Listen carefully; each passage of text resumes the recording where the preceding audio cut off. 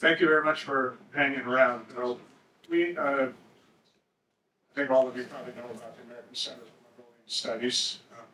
Normally we do this with Charles Krisenhoff, but he couldn't come to the meeting over here today. So we have an annual meeting every year for bylaws. So I'm very thankful that you're there with us, and we'll learn a little bit more about what ACMS is all about. We have also some files on the business plans and things like that.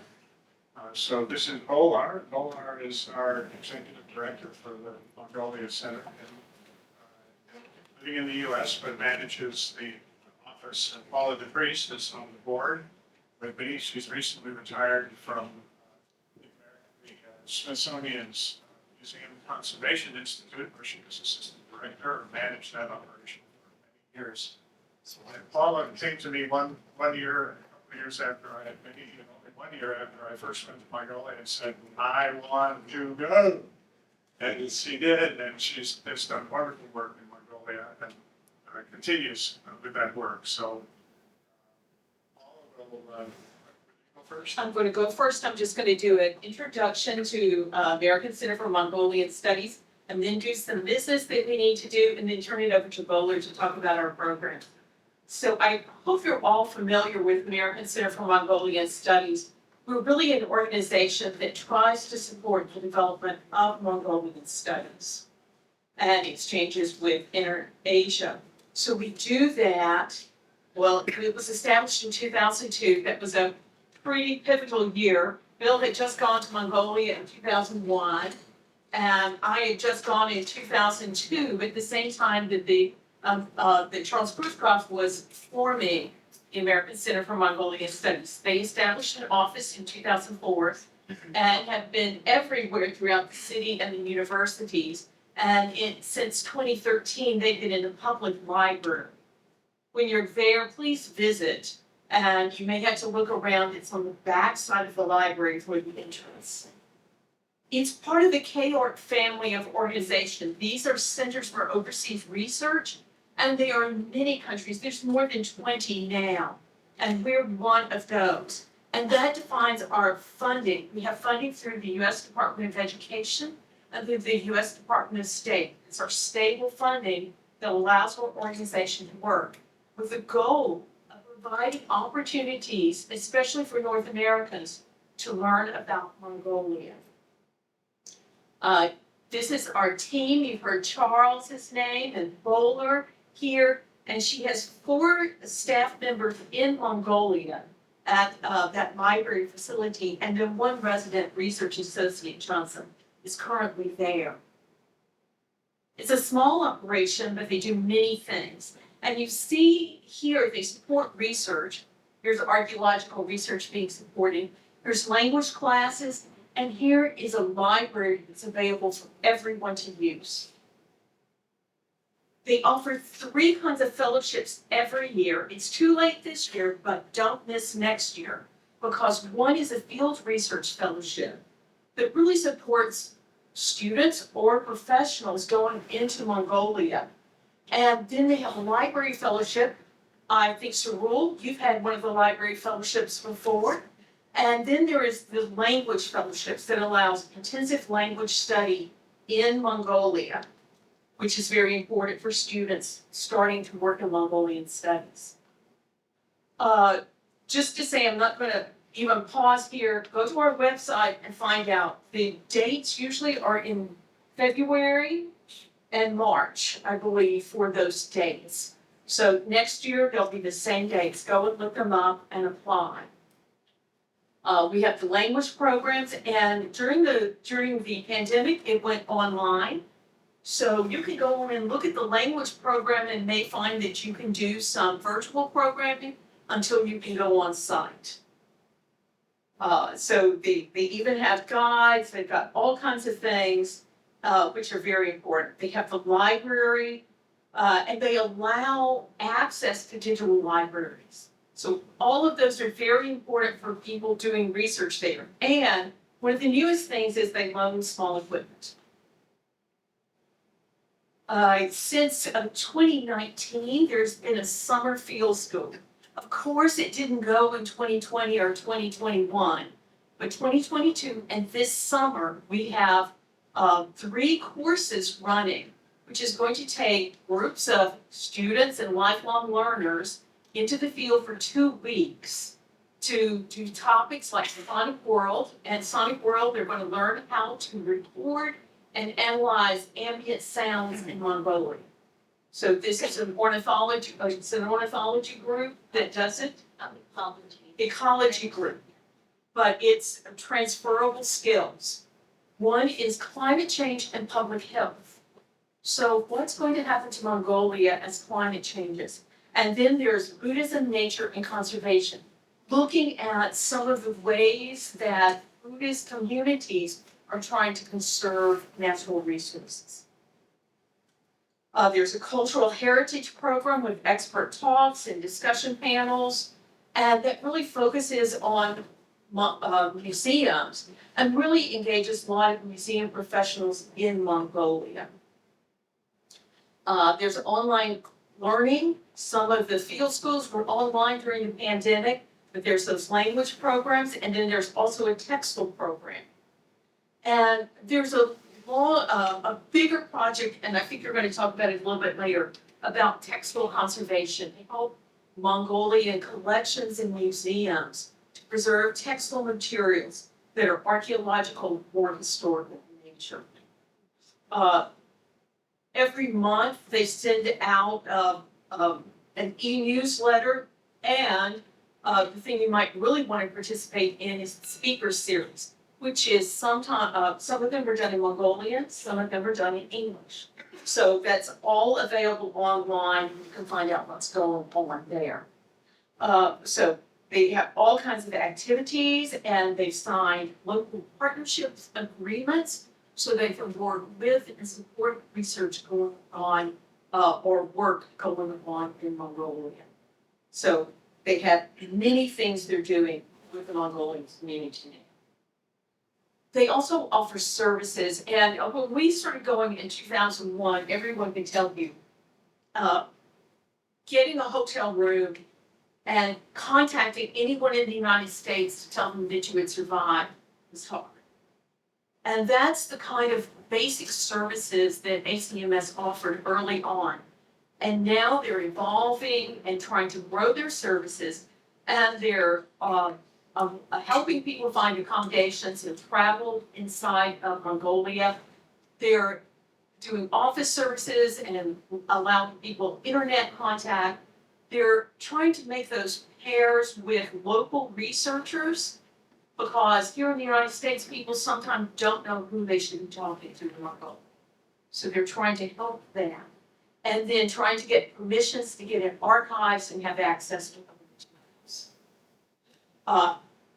Try to join if you're interested.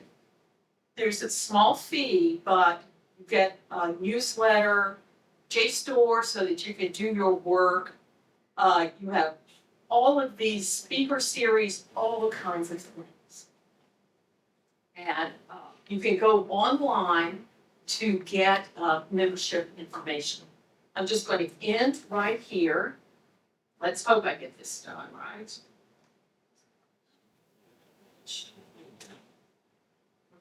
And I'm going to pick up the other one. And one of the things is we use this as our annual meeting. So by our bylaws, I just have to be transparent and tell you some things about our organization. So every year we have an audit, and we try to do our financial information, so it's open to everyone, and I think we have the financial report that's on the table out front. And so we largely get our money through those 2 big grants that we talked about, and one other, which is the Luz Foundation grant, which supports the fellowships for our field school. Also, we have smaller programmatic grants, the textile program has a grant, and things like that. But we try to keep our books straight and do everything properly with the money that we get on your behalf. So we changed our accounting firm, so from here on out, we'll hear another name, but it's people that we had worked with in Larson Gross, who was previously our accountants. We've done some changes. We now have a more active financial committee, starting to get our bank accounts together, and we've strengthened internal controls, and we have an investment plan for the money that we're holding over time. I just wanted to show you that our secretary's report talks about our membership, and we can count that we're reaching 60 institutions across North America and 25 throughout Mongolia. So these are the people who we're either providing fellowships to, we're taking their students into field schools, we're doing programs with them, we're offering fellowships, or working in partnership with them. And that's just really important. The ones that have the asterisk by them are our members. We'd like all of the 60 to be members. Right now, 21 are members. And we have a board that's representing those 21. So each of the 21 can send a board member, and we have 2 at-large members. We have an executive committee that represents 4 different institutions with 5 people. That's the individual members who are renewing or starting new memberships this year. That's not the correct number. You had over 100. And become a member. We also have sheets out front where you can get those links and become a member. And I just passed out to you information about our survey. We're undergoing, now that we're beyond the pandemic, we're starting to reopen and come back to life in Mongolia. But we need to know from you what's important now for your work. So we have a planning survey that's online, and I passed out the QR code so you can reach it. It's going to ask you things like, if there was one thing we could do, what would it be? What's the one thing that would be most important to you? And then it's going to ask you things like, what's your most pressing challenge as you try to work in Mongolia? Is it not having money? That's always a challenge. But it might also be reaching the right people, get the right permissions, arrange things in Mongolia. It might be that you can't read Mongolian script and can't do historical research. So we need you to tell us what we could do to help you.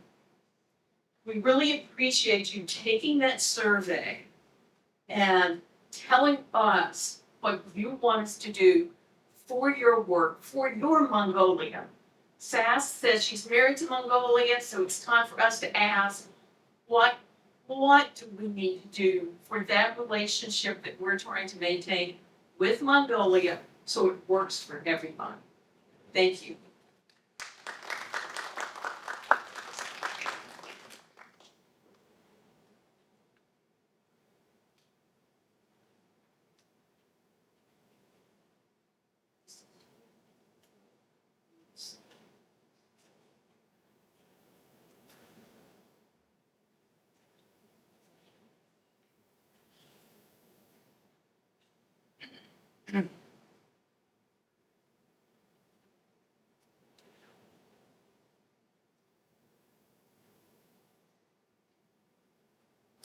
Okay, thank you, Paula. Thank you for everyone. So let me get my presentation. I'm sure it's reading.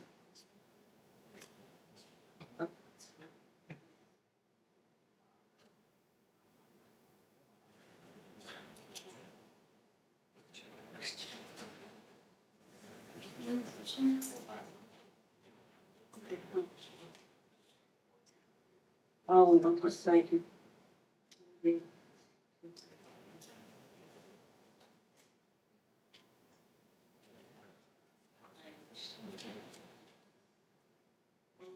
So I'm going to talk about, Paula talked overall what we do is our organization, but I'm going to focus on last 2 years of our programs and projects and new initiatives, and so just give you also what to expect in the future.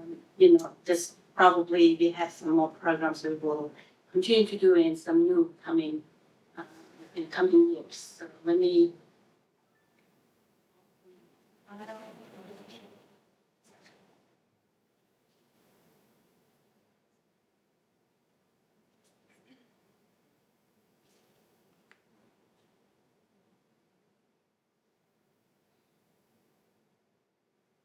Oh, sorry, it's a little bit kind of. Okay, so in terms of current programs and projects, so I started working with ACMS about 3 years ago. So when I started my position, so ACMS focused on most of the programs were in English. So when I started, so I really wanted to have programs in Mongolian. And as you know, most of our Mongolian scholars and researchers have some language difficulties when they come to present their work. So we wanted them to speak their own language, and we can come in to help them to translate. And so that our colleagues and scholars in the States can, learn about what they're doing in terms of their research. So you can see on the right side, there's a list of programs. Those are all in Mongolian, means Mongolian scholars are participating in these programs. And on the left side, we start to get more active, more programs online, because as you know, through online, we can reach out much broader audiences, not just here in North America and Mongolia, so we want everywhere around Mongolia can learn about, Mongolia, Mongolian studies. So let me go each of them very quickly and briefly. So in terms of, so we started our Mongolian language, Mongolian Scholars Speaker Series in 2020. So far we have 50 Mongolian scientists presented their research. So because we started in Mongolian, our social media followers numbers are doubled. And so you can see we have now over 10,000 followers on social media. About 7,000 of them are a little more than half Mongolians. So,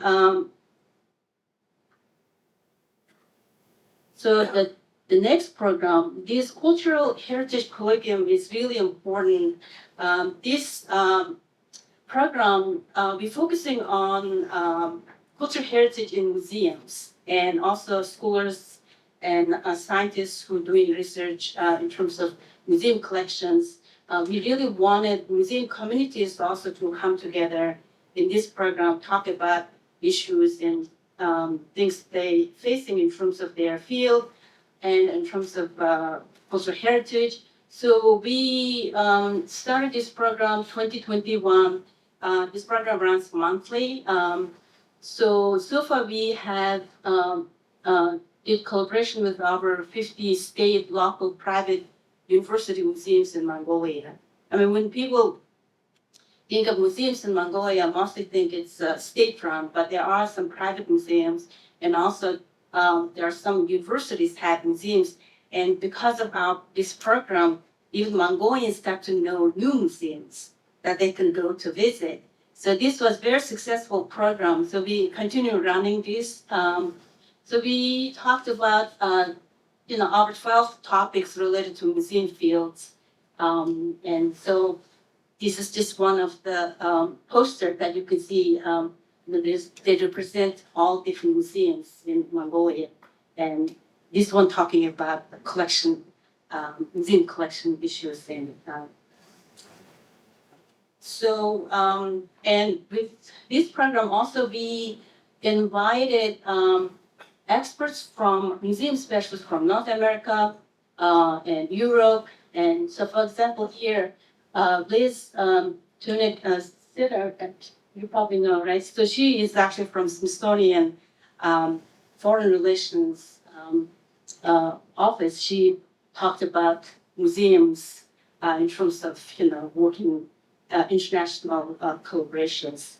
So this was one of our expert talk, and so then followed this expert talk, we had a discussion series and talking about in terms of this topic in Mongolia. So how Mongolian museums can have international collaborations, working with international museum experts.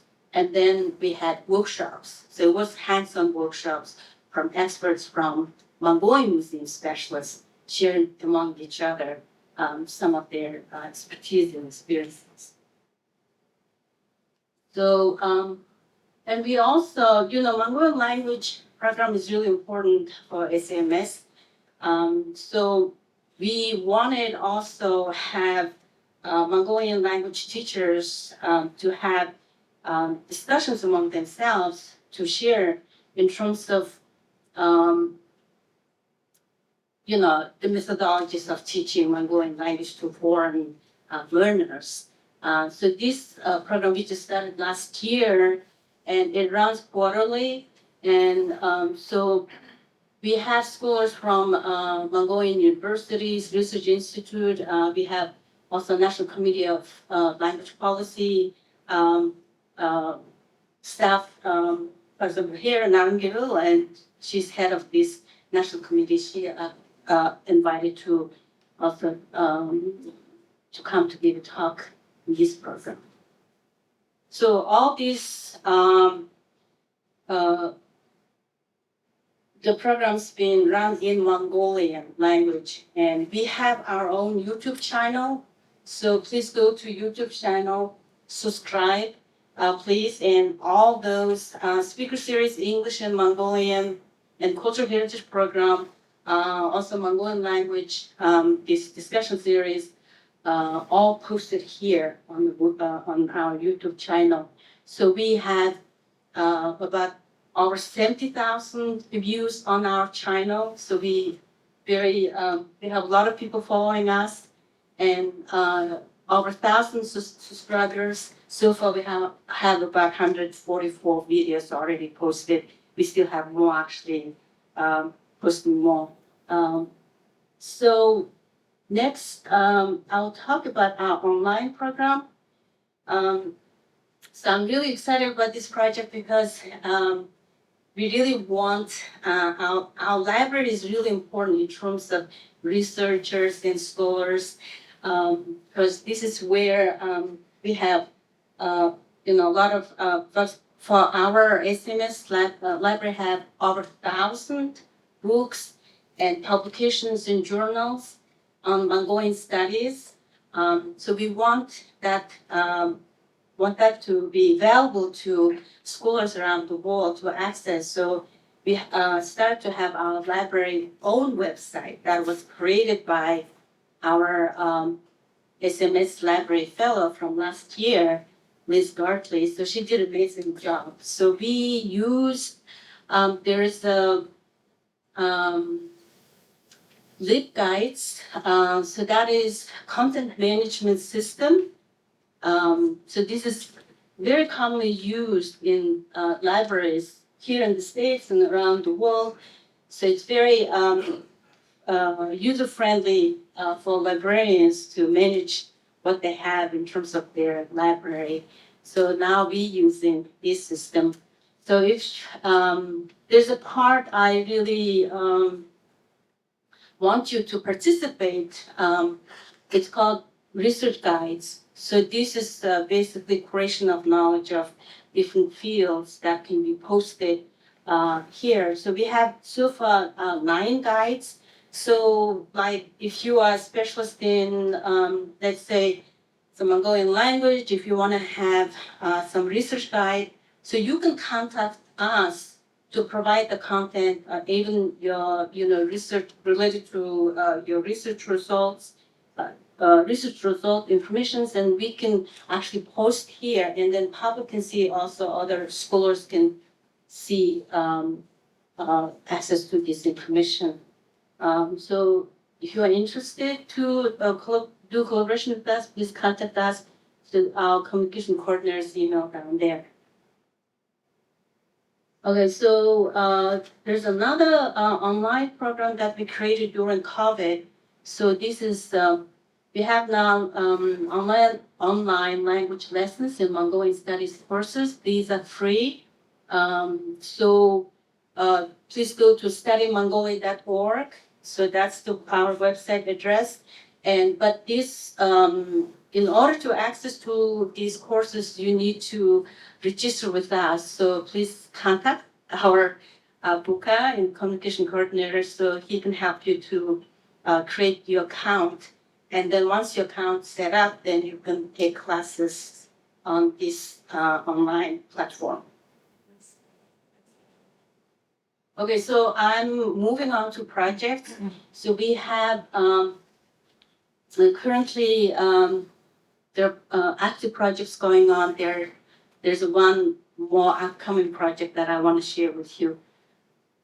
So U.S. Ambassadors Fund for Cultural Preservation. So this is the funding we got from U.S. Embassy. So this project called Conserving, Preserving Mongolia's Endangered Textile Collections and Traditions. So we have these 3 experts who are working with us. And so in this project, we have 6, 7 Mongolian museums that are participating. And those museums have very important ecological textile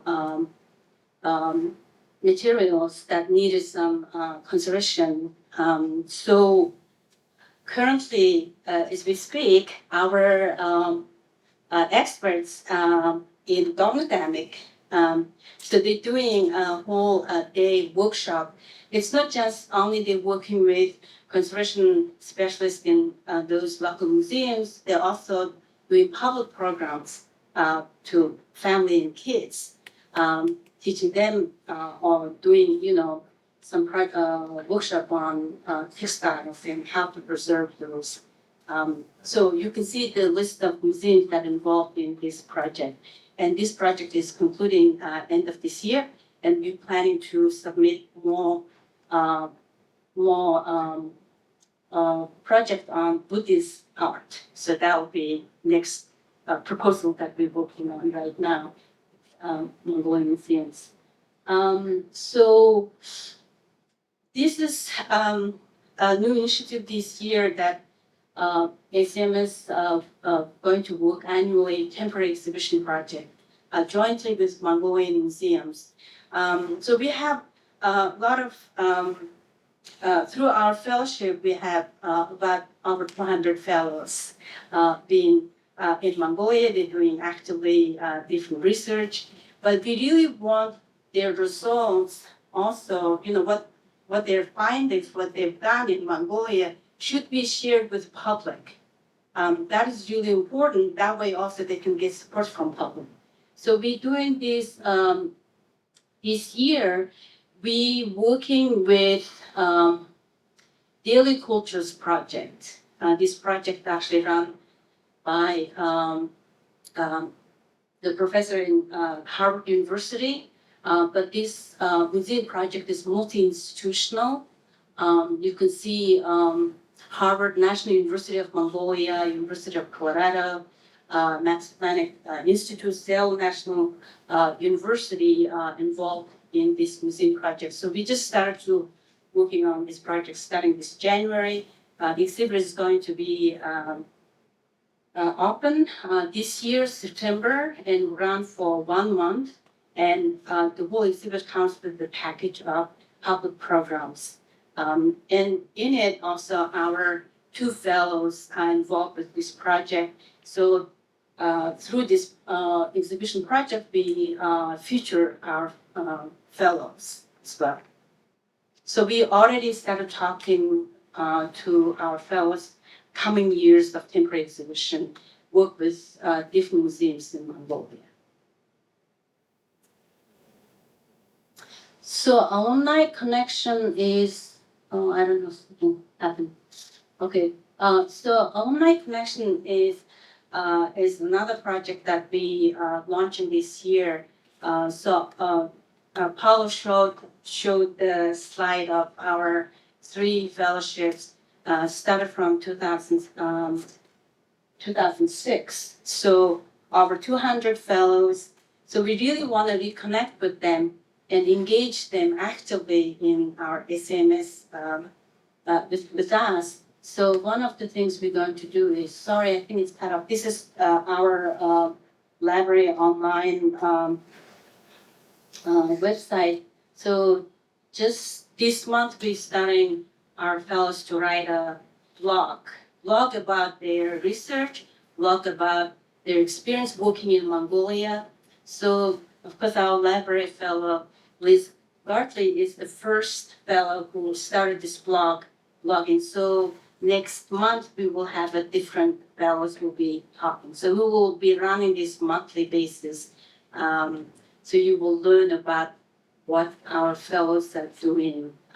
So those research guides I did mention about. So another current project that we have is National Science Foundation project with Turku University. So this is to do with sound ecology, and ACMS is sub-awardee of National Science Foundation. So we are now the National Science Foundation system. So if any of you apply for National Science Foundation, we can be working with you. So through this being sub-awardee means we are local organization supporting this project. Often when you have this kind of National Science Foundation projects working in Mongolia, it's really hard, even managing the grant in Mongolia, hiring research assistants. So we can actually help you out, do all of that logistics and support in Mongolia. So just contact us if you write proposal to National Science Foundation. Okay, so last upcoming project, we don't have a date yet, but we're working on this program. So this is really important. Talking with our U.S. Scientists working in Mongolia, they have a lot of challenges because, in terms of science, how science practice in terms of, in Mongolia and U.S. is confusing for both sides. So when U.S. scientists work in Mongolia, they don't know who to contact for permits. There's customs things. There's a lot of levels of things to understand. Also, even don't know which institution to contact to find the collaborators. And Mongolian school coming to U.S. also can be challenging to understand how science organizations works, how university research happens. So we basically help them out, creating this mentorship program. American professor will be matched with Mongolian students. So Mongolian professor will be matched with US students. So we can start this fellowship probably, but yeah, you can see a total of 10 people can participate. We will announce this mentorship program, have organizations to apply, and then this will last, this mentorship program will last for a year. So details will come soon once been announced, and so if you're interested, to participate, we offer application to everyone who can apply. So I just want to mention two donations just happened this year and last year. So here our fellow, actually, Will Taylor donated us last summer some field equipment. So I know that when U.S.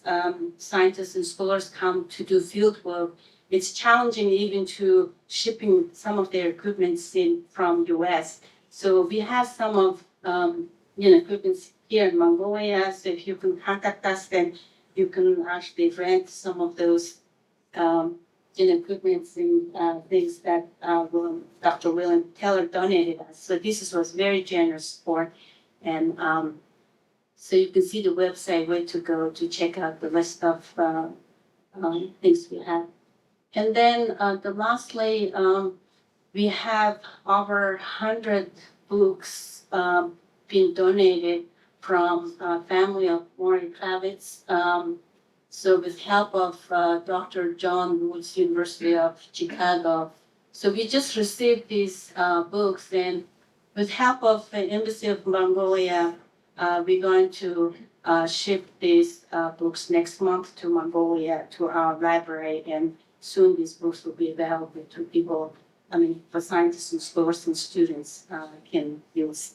So this is very nice and generous donation. And then, of course, our field school, it's happening very soon next month. So we will be running field school every year. So next year will be different courses and coming up. So we will announce that soon this fall, what courses will be next summer. So please go to our website to check it out. Then, of course, survey. I wanted to remind you again about this survey. This is really important for our organization. So please fill out the survey. Thank you. Okay. Are there any questions for Paula or Bola?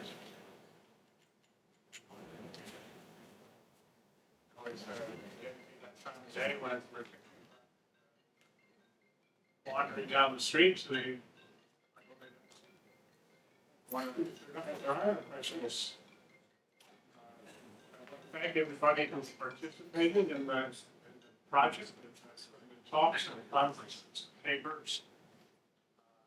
Thank all of the grassroots folks who helped us with some of the technical load-up questions and things like that. And I want to thank Anson Shorey, Sophia Fields, and Alex for helping out with us. And then there's a whole crowd of Mongolian people who have been organized. I mean, I had never been to one of these conferences that had such a magnificent feast, breakfast and lunch. I mean, so Norma, that was just wonderful sustenance. We took over the some experiment to see if we could take over the restaurant upstairs in the staff area. We did it, and we filled the entire place up. It was wonderful to see. I think we taught a lesson to the security people and the administration here that we can run a very tight organization, try to run a conference with a very light impact on the Smithsonian and its staff. So that bodes really well for next year, and we definitely want to do the one thing we used to do in the past, but could not do this year, which is have a Sunday cultural program. And many of you participated in that, and we're looking forward to it. And our education office just has got, after COVID, their staff kind of dwindled a bit. They just couldn't take on, a cultural program in Curious. Next time, I think we'll be able to do it, and we'll look forward to all of the assistance and materials that you all provide the kids. And great experiences we've had with those programs in the past. So, Sarul, do you want to close everything off? Yeah, just thank you. There's something that's at 5:30 we should get out. And then our ambassador is here, and now it's a very long time. You are already tired, of course, and then it's a good thing that now we're going to have a reception at the embassy or an honorable our ambassador. And so, yes, again, thank you very much for coming. Thank you very much for coming from Mongolia, coming from Germany, and to have this wonderful, excellent conference. Thank you.